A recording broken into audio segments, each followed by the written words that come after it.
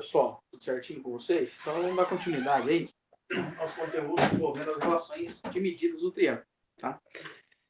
Então, em aulas anteriores, nós tínhamos trabalhado com as relações métricas, tá, do triângulo retângulo. Agora nós vamos trabalhar com as relações trigonométricas, tá?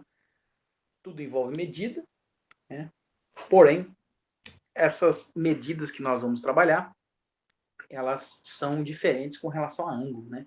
Então, as relações métricas, que nós estudamos, relações métricas no triângulo retângulo, é as medidas externas, né? São os valores externos que nós temos para trabalhar, tá?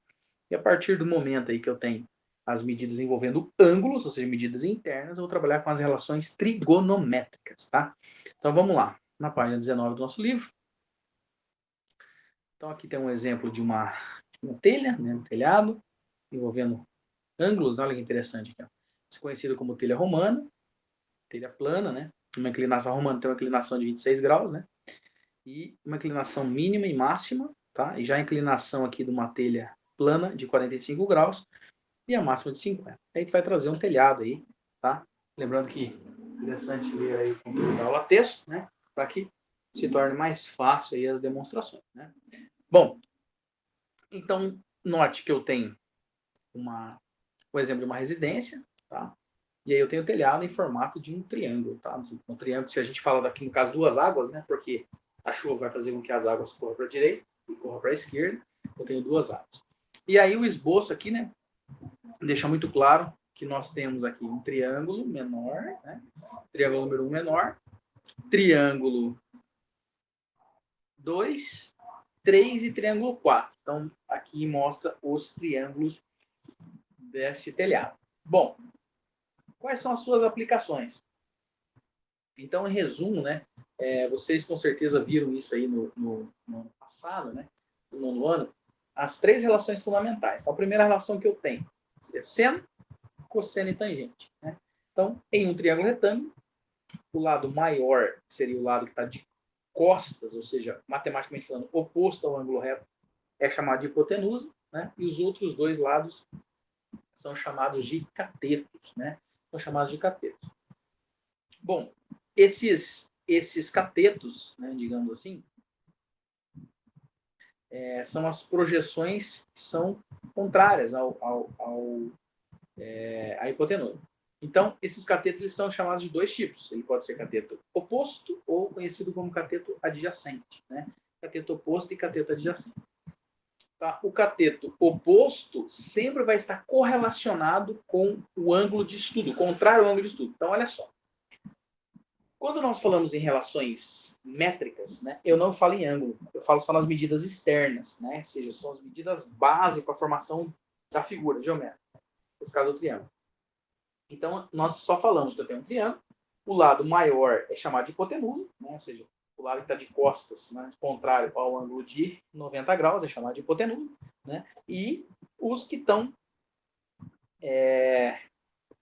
E os que sobram, ou seja, outros dois, né, lados, são chamados de cateto. Bom, a partir do momento que eu vou estudar as relações trigonométricas, são três gono, ângulo, métrica, medida. Medida de três ângulos, né? Eu preciso entender, então, quem é o seno, cosseno e a tangente. E aí eu continuo afirmando que o lado contrário ao ângulo de 90 graus é minha hipotenusa, e os outros dois chamados de cateto. Só que agora eu vou trabalhar com o ângulo de abertura, o ângulo interno, né? Esse ângulo aqui, ó, esse ângulo de abertura, né? De uma base da outra base, tá?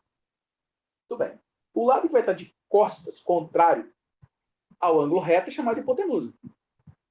O lado que vai estar contrário ao ângulo de estudo é chamado de cateto oposto. E o outro é chamado de cateto adjacente. Então, lembrando que, de novo, bem devagar, hipotenusa é seno igual cateto oposto por cateto adjacente. Seno do quê, professor? Seno do ângulo, tá? Então a gente escreve seno do ângulo é cateto oposto por hipotenusa.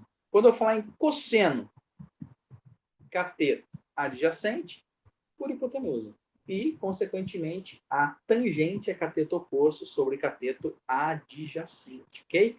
Então, aqui nós vamos ter as definições, né? Depois que esse exercício ali, o professor vai fazer nas na aula ao vivo com vocês, né? Lembrando que aqui na nossa aula gravada é só uma introdução que a gente vai estudar, né? Então aqui comprova toda essa fala do professor. Então tem um triângulo, né? 3 lados, ó. Vértice A, vértice B, vértice C, tá? E aqui tem o ângulo alfa. Então, cateto oposto, né? Por hipotenusa. Então nós vamos ter aí os valores de seno, cosseno e tangente. Vamos começar pelo seno que o professor tinha comentado. Se eu utilizar isso aqui como referência, então vamos lá. Coloquei um ângulo alfa, né? Existem várias nomenclaturas, né? Nesse caso chama o ângulo alfa, pode ser alfa, beta, gama, lambda, tem vários nomes, né? Então, ângulo alfa. Então, esse lado, esse segmento de reta BC é chamado de hipotenusa, que é o lado maior, tá? Quem está contrário ao ângulo de estudo é meu cateto oposto, tá? E, consequentemente, o outro é meu cateto adjacente. Então, tem hipotenusa, cateto oposto e cateto adjacente. Muito bem, então vamos lá. Seno. O que é seno? Cateto oposto por hipotenusa. E traduzindo, então, em miúdos, eu tenho. O que é o cateto oposto? Ó, cateto oposto é o tamanho AB. Tá vendo? AB. E, meu cateto, e a minha hipotenusa? BC. Falando matematicamente, cateto oposto é o segmento de reta AB e a minha hipotenusa é o segmento de reta BC. Aí eu venho com o meu cosseno, né? Cateto adjacente por hipotenusa. Então, seria segmento de reta AC, tá? AC, e a minha hipotenusa é BC. E a tangente, né? É cateto oposto por cateto adjacente, então seria BAB ou BA, né? Sobre AC. Ok? Então, essas 3 relações aí trigonométricas, seno, cosseno e tangente, né? Nós vamos desmontar tudo isso aí nas aulas para vocês, tá bom? Beleza. Com base nisso, né? Aí a apostila traz aqui um exercício introdutório aí da situação, né, da primeira situação. Então, vamos lá. Primeira situação. Sendo dado, né, os lados a medida de 10 centímetros e o ângulo que forma com a diagonal, né, 35 graus. Então, aqui eu tenho 35 graus, então eu tenho um quadrado, tá? Que vale 10 centímetros. Na realidade, não vai ser um quadrado, né? Está sendo um retângulo. Isso, a gente já falou que é um retângulo aqui porque as medidas são diferentes.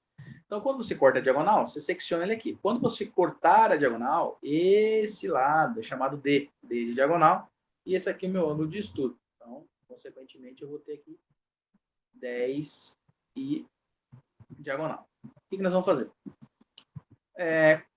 Quanto mede o ângulo entre a diagonal e o outro lado do retângulo? Nós vamos achar essa medida. Bem simples, galera. Vou trabalhar com grau, primeiramente. Então, nós sabemos que a soma dos ângulos internos, ouça bem, guarda o que eu estou dizendo, que a soma dos ângulos internos de um triângulo retângulo qualquer sempre vai ser 180 graus. Tá? Sempre vai ser 180 graus. O que eu consigo demonstrar com isso? Que se aqui esse ângulo reto, né, vale 90, aí eu vou somar 90 mais 35, menos quanto? 180. E aí eu vou ter o valor que é 55, porque 55 mais 35 mais 90 me dá o 180. Ok? Calcule a medida da diagonal dos outros lados. Então, nós vamos usar tangente. Né? Por que tangente? Guarda isso. Se aqui, ó, ele é o ângulo reto, o lado contrário ao ângulo reto é hipotenusa. Quem é o cateto? 10 e x. Quem é o cateto oposto? É o lado que está contrário a 30 graus. Então, eu tenho cateto... O que eu tenho aqui? Eu tenho cateto oposto e tenho cateto adjacente. Por isso que eu vou usar tangente. Vamos ver se é verdade. Lá em cima, ó, cateto oposto por cateto adjacente. Ok? Então, a gente substitui aqui. Então, nós vamos ter tangente de 35 graus, né? É o valor de x sobre 10, porque x é o cateto oposto e 10 é o adjacente. E tangente de 35 é 0,7. Né? Como que eu sei disso? Olhando uma tabela. Né? Com certeza aqui não forneceu, né? Que é só um exemplo, o professor já vai fornecer para vocês, mas se fosse um exercício de prova, tinha que fornecer uma tabelinha, escrita assim embaixo. Dado, aí fornece o valor, tá bom? Então, 0,70, passa multiplicando 7. Aí ficou fácil, né? Porque se eu achei que aqui é 7 e aqui é 10, o que eu vou usar? Agora eu quero as medidas externas. Quando eu quero medidas externas, eu pego esse lado, e eu vou encontrar este.